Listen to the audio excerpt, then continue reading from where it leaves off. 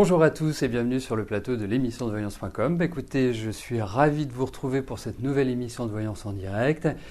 J'espère que vous allez bien. Juste avant de commencer à répondre à vos questions, demain il y a un phénomène astrologique qui s'appelle la pleine lune et à cette occasion, je vous donnerai des indications astrologiques bien évidemment et vous apporterai des renseignements sur les signes qui seront favorisés par rapport à cette pleine lune, ce que l'on peut envisager de faire, ce qui au contraire est plus habile de reporter. Donc nous ferons une sorte de bilan sur la dernière partie du mois de janvier, donc les 2 dernières semaines. Donc demain, lors de l'émission, je vous en parlerai. Donc je vous conseille vivement, puisque ça concernera bien évidemment tous les signes, favorables, moins favorables, défavorables, voilà. Mais même quand les choses sont défavorables, il faut le savoir, il y a toujours une façon de le contourner ou une façon d'adapter en fonction des situations données. Voilà. Bon, écoutez, je vois qu'il y a des questions qui sont arrivées depuis que j'ai pris l'antenne, donc je les validerai, ne vous inquiétez pas, et comme ça, cela vous donnera la même chance de voir votre question sélectionnée. Voilà, écoutez, commençons tout de suite, belle émission à tous. Brigitte, bonjour. Votre mari est toujours en Afrique pour son job. Il devait faire affaire avec Jean-Yves, mais les propositions que lui fait votre mari ne lui conviennent pas. Vont-ils trouver un autre terrain d'entente? Votre mari comptait beaucoup sur lui pour démarrer les affaires et que 2014 soit enfin votre année.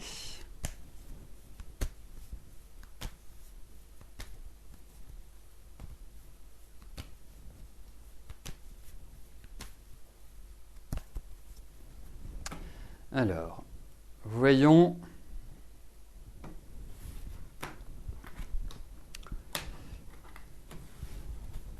Comment les choses vont se dérouler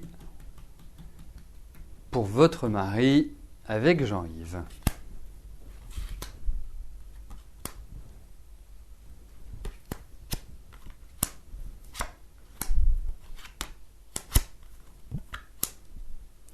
Alors, je pense qu'il faut prendre son temps.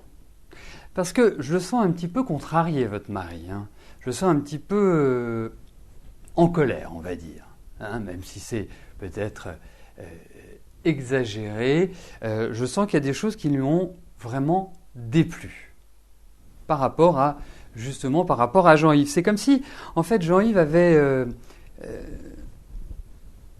esquivé, d'une certaine manière, les propositions qui lui avaient été faites. Alors, je pense qu'il y a une difficulté de communication, qu'il y a effectivement des points de blocage, des points de frustration, mais qui sont, présents des deux côtés. Je pense également que peut-être Jean-Yves a des demandes ou des conditions par rapport à l'argent qui sont peut-être un peu trop exagérées ou peut-être inadéquate par rapport à la situation. Donc il n'est pas évident de trouver un terrain d'entente. Alors, moi tel que je ressens les choses et tel que je conseillerais Charles dans ses démarches, c'est que il a en fait, on va dire que les 3, jusqu'au printemps, voilà. Donc ça fait 3 mois en gros. Jusqu'au printemps, il faut qu'il avance tranquillement. Dans la diplomatie, il sait faire preuve de diplomatie. Bon, il est carré, il est net, il est direct, voilà. Mais faire preuve de diplomatie et surtout de préparer petit à petit les choses. De ne pas arriver avec le projet en bloc et de dire c'est ça ou c'est rien. Donc, plutôt, on va dire ménager, prendre le temps de la pédagogie pour vraiment arriver à trouver un terrain d'entente. Mais le terrain d'entente ne va pas être évident à trouver. Il y a quand même pas mal d'épreuves. Et je sens que Jean-Yves est un peu fuyant. Voilà, moi c'est le sentiment que j'ai. Donc, par rapport à cette période, par rapport au niveau professionnel, pour votre mari, je pense qu'effectivement il est dans une phase de partenariat, il est dans une phase associative, Mais cette phase associative pourra se concrétiser, à mon avis, plutôt à partir des beaux jours, plutôt même sur la deuxième partie de l'année. Il y a l'idée de temps, il y a l'idée de délai, il y a l'idée où il faut ne pas brusquer les choses. Et je pense qu'il y a, faire attention à tout ce qui est papier, à tout ce qui est administratif. Il va s'en sortir. Mais on ne peut pas dissocier, parce que vous me parlez de 2014. Alors effectivement, j'ai envie de vous parler de 2014 et de vous dire que c'est votre année, que c'est une année qui va dans la bonne direction. Pour vous, oui. Mais par rapport à votre mari, je pense que en fait, son installation va se faire sur une période de 18 mois. Voilà. Et on ne peut pas les dissocier. Bon, voilà, c'est donné en bloc. Si vous souhaitez, plus de précision, approfondir sur cette période-là, je pense qu'il faudra l'aborder plutôt sur un plan numérologique ou astrologique. Mais ça, malheureusement, on ne peut pas le faire dans le cadre de l'émission. Mais quoi qu'il arrive, il faut qu'il suive ces conseils parce qu'il y a quand même des épreuves et des épreuves liées aux associations et liées aux administrations. Donc tout ce qui est papier, tout ce qui est officiel. Donc avancez tranquillement. Et surtout qu'il ne se bloque pas. Voilà. Bon, alors chose première, chose due, je vais valider les questions qui sont arrivées. Il y en a une petite dizaine, même une grosse dizaine, dirons-nous. Alors, voilà, je les valide et ensuite je passerai à la question de Liseron. La petite dernière, voilà, c'est fait. Liseron, bonjour. Est-ce que je peux vous dire pourquoi votre fille ne vous donne plus de nouvelles depuis près de 3 ans ?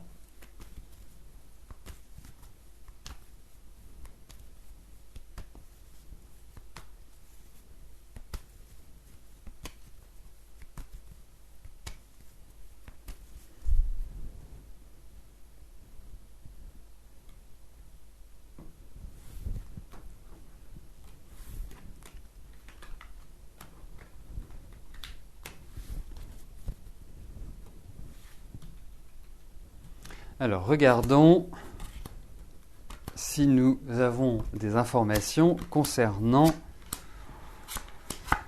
Bon, alors, déjà en préambule, je vous dirais que je trouve tout ça toujours assez incompréhensible, le fait de ne plus avoir de nouvelles de ses enfants ou d'avoir des ruptures dans sa famille sans en connaître réellement les raisons. Moi, ça me laisse toujours un peu dubitatif. Alors, bien sûr, j'écarte... des relations de violence physique ou de violence morale ou d'abus pour ceci ou d'abus pour cela, bien évidemment.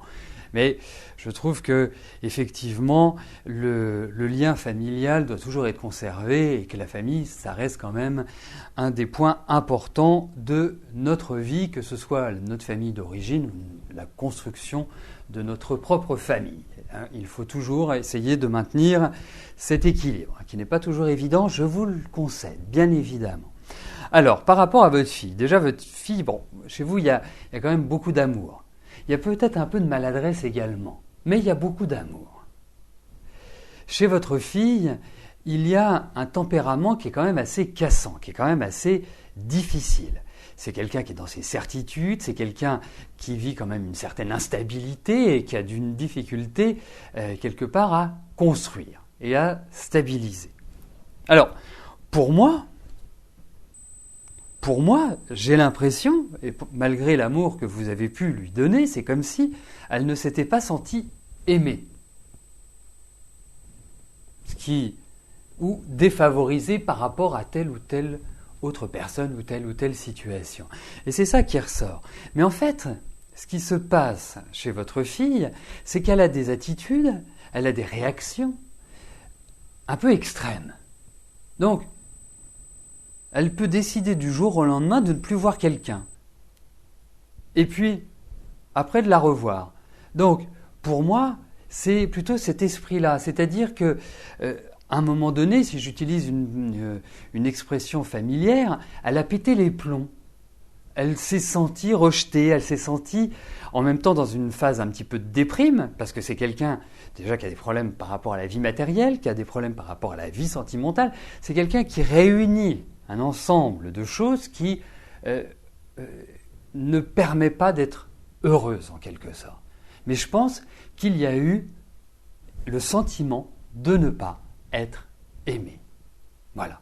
Alors, bien sûr, j'aimerais vous donner ce conseil de dire, voilà, moi je ne supporterais pas de ne pas voir enfants, petits-enfants comme ça pendant un nombre d'années aussi important, et j'aurais une tendance à vouloir reprendre le contact, ou en tout cas à crever l'abcès. Ça me paraît naturel.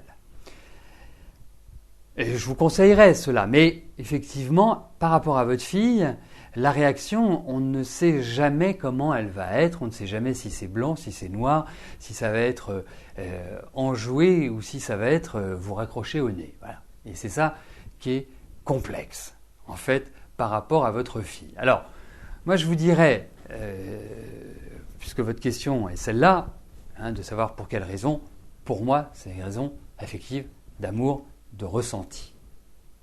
Voilà.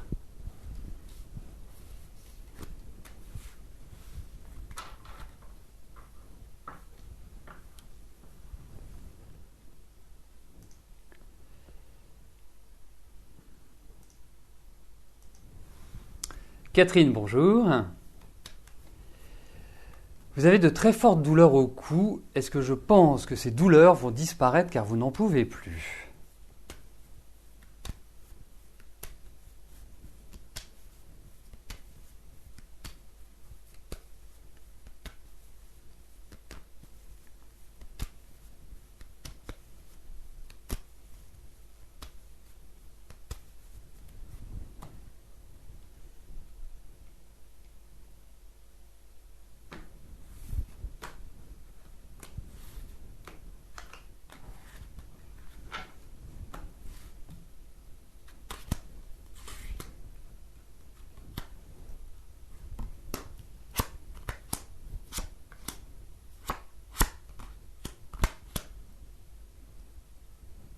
Écoutez, je vais être très direct avec vous, ça ne va pas passer comme c'est venu. Donc il y a quelque chose à faire pour lutter contre cela. C'est-à-dire qu'on peut se dire, oui, j'ai une douleur qui va être passagère. Non, ce n'est pas le cas. J'ai l'impression que cette douleur, elle est bien implantée. Et vous me parlez du cou, mais vous allez voir, c'est une douleur qui va se prolonger dans votre corps. Donc, il y a des méthodes qui peuvent être médicales, qui peuvent, je dirais, vous soulager. Alors, effectivement, l'ossature est fragile chez vous. Je pourrais vous parler d'arthrose, d'arthrite. Voilà. Là, après, il faut demander à un médecin comment ça s'appelle. Mais pour moi, vous allez voir, sur, je dirais, la période qui vient, vous risquez d'avoir des inflammations qui vont... je vais utiliser le mot généralisé, mais qui vont vous faire souffrir à d'autres endroits. Et je parle notamment du dos, au niveau des jambes. Voilà, il y a une sorte de diffusion de la douleur. Alors, il faut faire quelque chose. Alors, qu'est-ce que vous pouvez faire ? Alors, bien sûr, un médecin va vous donner des antidouleurs ou des anti-inflammatoires. Mais ça ne fait que recouvrir la douleur, en quelque sorte. Moi, je vous conseillerais des méthodes comme le massage, comme un kiné, mais qui vous masse bien en profondeur. C'est sur du long terme, c'est pas en 1 mois ou en 2 mois ou en 3 mois que ça va disparaître. Vous avez l'acupuncture, vous avez des méthodes qui ont été, effectivement, je disais des étirements, mais il y a des méthodes, effectivement, on ne peut pas se dire, voilà, on va étirer le cou comme ça parce que c'est extrêmement mauvais. Donc, mais je dirais, allez voir un kiné, demandez à votre généraliste de vous prescrire des séances de kiné, de massage, pour justement vous apporter un bien-être. Parce que ça ne partira pas tout seul, indiscutablement. Voilà, moi c'est comme ça que je ressens les choses. Ça va disparaître. Il y a eu une inflammation. Vraiment, il y a une sorte, je vais vous dire, une sorte de parasite, mais c'est pas un parasite, c'est une sorte de blocage qui doit avoir lieu juste là. Je pense que c'est près de l'occiput, dans ces coins-là, mais effectivement, il faut agir. ça ne partira pas tout seul.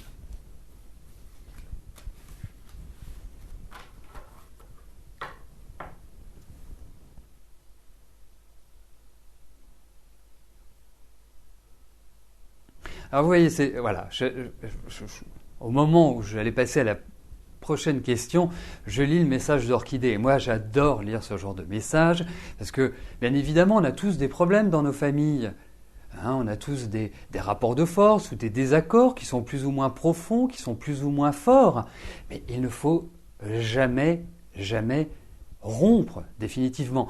Je parle dans 95% des cas, il y a 5% des cas qui sont extrêmement douloureux, où il y a vraiment, je vous parlais tout à l'heure de violence physique, de violence morale, bien sûr.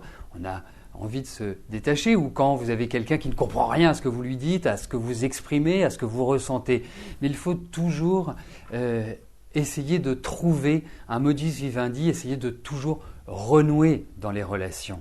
Alors, quand on prend l'exemple de notre ami Liseron, par rapport à sa question, pourquoi ne pas lui écrire une lettre à votre fille, en disant que, bien sûr, vous avez eu peut-être des désaccords, bien sûr, peut-être qu'elle a ressenti des choses qui n'étaient pas forcément réelles, mais elle les a ressenties. Donc, ça a une réalité. Mais il faut lui livrer votre amour, il faut lui dire que voilà, vous êtes sa fille, que vous êtes importante à ses yeux, que depuis 3 ans que vous n'avez plus de ses nouvelles, et bien que vous êtes dans la souffrance.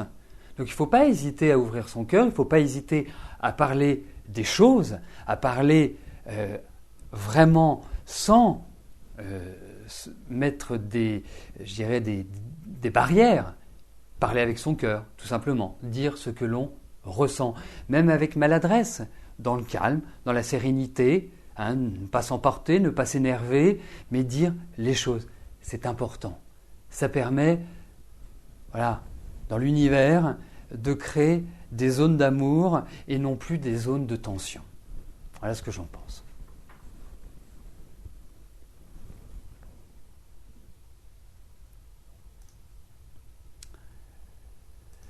Elisabeth, bonjour. Vous êtes mariée depuis 2008 et vous avez rencontré quelqu'un qui se prénomme Noé. Que vois-je comme avenir avec Noé ?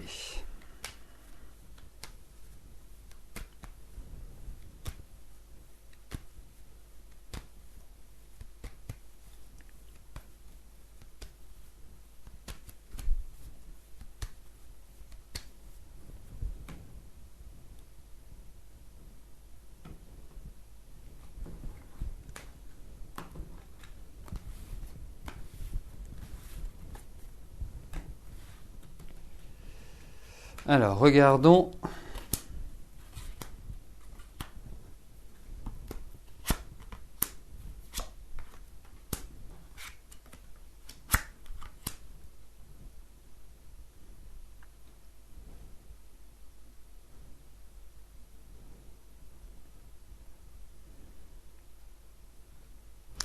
En fait, j'ai l'impression que Noé vous apaise, que Noé vous tranquillise, que vous discutez avec lui, que c'est quelqu'un qui a quand même un certain enthousiasme malgré tout, qui a une façon de voir la vie qui vous rassure.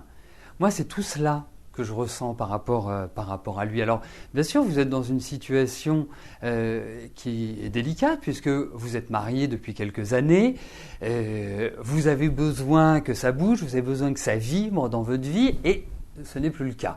Et regardons 2013. 2013 a été une année particulièrement délicate, et même 2012. Enfin, voilà, vous traversez des périodes qui ne sont pas évidentes aujourd'hui. Alors, il vous apporte justement une oreille attentive.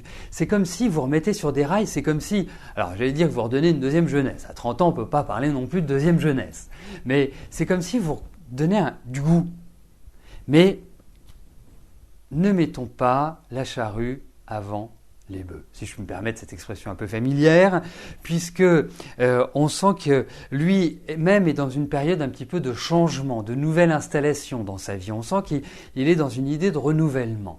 Alors, je trouve, même si la relation est bonne, même s'il y a une attirance qui est mutuelle, qui est partagée, on calme les chevaux, hein. On casse pas tout, on commence pas à se dire je divorce, je vais m'installer avec Noé, je refais ma vie et tout et tout. On prend son temps. Parce que Noé a quand même une difficulté de stabilisation dans sa vie sentimentale. Alors que vous ne vous retrouviez pas le bec dans l'eau, on a des difficultés bien évidemment quand on est marié, parce que ceci, parce que cela. Bon, ça fait 5 ans que vous êtes marié, c'est quand même un peu juste pour commencer à se dire, ou en tout cas avoir des difficultés. On va plus les choses à long terme. Donc, avancez avec lui, hein. Laissez-le tranquillement se découvrir, laissez-le tranquillement vous prouver son amour et vous prouver qu'il a envie de construire avec vous, parce que c'est tout à fait envisageable, vraiment, hein. Donc je ne vous pousse pas à divorcer pour l'instant, mais c'est une relation qui peut se construire, qui peut apporter du bon et du positif pour vous. Mais il y a encore quelques leviers à lever. Il y a encore des choses qui doivent être, je dirais, échangées. Donc je vous encourage vivement, parce que nous n'avons pas une réponse définitive, je vous encourage vivement à venir me reposer la question d'ici quelques temps, quand vous aurez débroussaillé un petit peu le terrain. Je sais que vous êtes quelqu'un quand même de très sensible, de très émotif, de très idéaliste. Donc il ne faut pas s'enflammer. C'est le conseil que je vous donne, parce qu'il y a des petits points de blocage, il y a des petits points de frustration, mais qui peuvent être liés également à votre situation. Mais en tout cas, c'est une construction qui est tout à fait possible. Voilà, donc ça va dans le bon sens. Mais j'ai un petit sentiment intérieurement d'attente et de surtout pas s'emballer.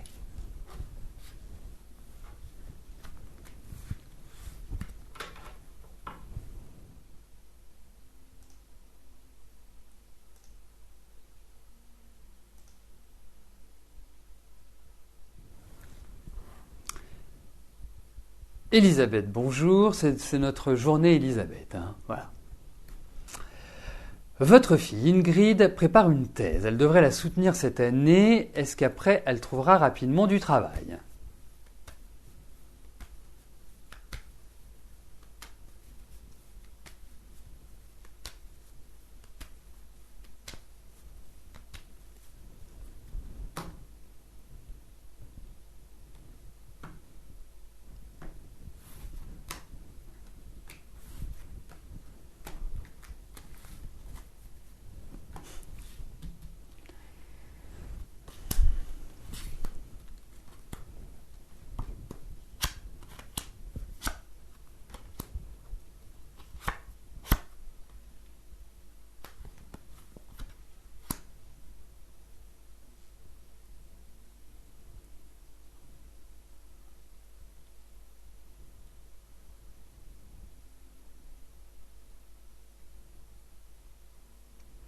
Écoutez, je vais vous dire en toute objectivité, je ne m'inquiète pas pour votre fille. Elle est compétente, elle est précise, elle est minutieuse. Elle a envie de réussir, elle est autonome, elle est indépendante. Et je me demande même si à terme elle ne va pas être va créer sa propre entreprise. C'est la question que je me pose. Donc il n'y aura pas de souci pour elle. Alors, vous me dites, c'est ce à quoi j'étais en train de réfléchir, qu'elle passe sa thèse cette année, et donc elle se mettra en situation de rechercher du travail l'année prochaine. Alors, il y aura peut-être une phase de continuité d'études ou d'accentuation des recherches, je ne sais pas, c'est pas aussi clair que cela en fait. Mais ce que me donnent ces cartes, c'est qu'effectivement, elle va trouver du travail. Effectivement, il y aura un renouveau. Mais c'est peut-être pas forcément comme on l'imagine ou comme on le pense aujourd'hui. Mais je peux vous dire une chose. C'est que quand elle rentrera dans la trentaine, et c'est pas si loin que ça, hein, elle a 27 ans, quand elle entrera dans la trentaine, elle aura un poste à très haute responsabilité, des obligations, des responsabilités qui sont très élevées. Voilà. Moi, c'est le point de départ que je vois. C'est cette image que j'ai, c'est l'entrée dans la trentaine. Mais ne vous inquiétez pas pour votre fille, elle va extrêmement bien réussir. Oui, très bien réussir. Et l'autre question que je me posais, c'est que je me demande si elle ne va pas partir à l'étranger. Voilà, je pense qu'il y a un rapport à l'étranger qui me paraît important. Alors, la dernière question de notre émission m'est posée par Bernadette. Bernadette, bonjour. Vous aimeriez savoir si vous allez trouver un emploi. Alors, comme on dit, tout ce qui tombe arrive. Ça commence bien, on va dire.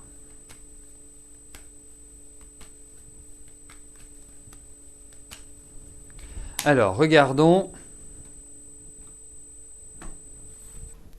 Au niveau de votre travail, comment les choses vont évoluer et si vous allez en trouver un.